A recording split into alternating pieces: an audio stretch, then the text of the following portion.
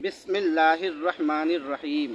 ناظرین کرام، مصروف حضرات کی دینی تعلیم و تربیت کے لیے صرف 3 منٹ پر مشتمل سال بھر کے 365 اسباق کا یہ سلسلہ شروع کیا جا رہا ہے۔ چنانچہ پہلے سبق میں بسم اللہ الرحمن الرحیم کی فضیلت رسول اللہ صلی اللہ علیہ وسلم نے فرمایا کہ مجھ پر ایک ایسی آیت اتری ہے کہ کسی نبی پر سوائے حضرت سلیمان علیہ السلام کے ایسی آیت نہیں اتری۔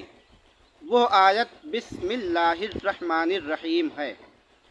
حضرت جابر رضی اللہ تعالی عنہ فرماتے ہیں کہ جب یہ آیت اتری، بادل مشرق کی طرف چھٹ گئے، ہوائیں ساکن ہو گئیں، سمندر ٹھہر گیا، جانوروں نے کان لگا لیے، شیاطین پر آسمان سے شعلے گرے، پروردگار عالم نے اپنی عزت و جلال کی قسم کھا کر فرمایا کہ جس چیز پر میرا یہ نام لیا جائے گا اس میں ضرور برکت ہوگی۔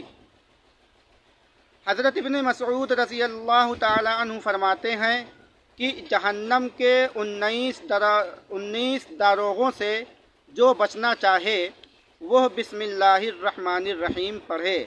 اس کے بھی 19 حروف ہیں، ہر حرف ہر فرشتہ سے بچاؤ بن جائے گا۔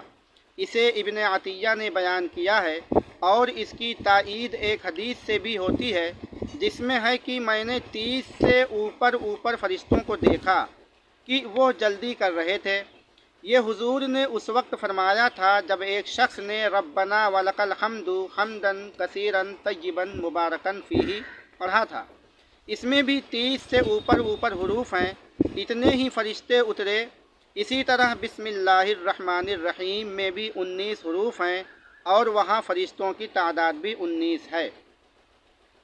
مسند احمد میں ہے کہ حضرت صلی اللہ علیہ وسلم کی سواری پر آپ کے پیچھے جو صحابی سوار تھے، ان کا بیان ہے کہ حضور اکرم صلی اللہ علیہ وسلم کی اونٹنی ذرا پھسلی تو میں نے کہا کہ شیطان کا ستیہ ناس ہو۔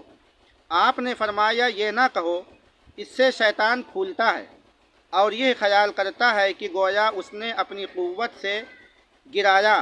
ہاں، بسم اللہ کہنے سے وہ مکھی کی طرح ذلیل و پست ہو جاتا ہے۔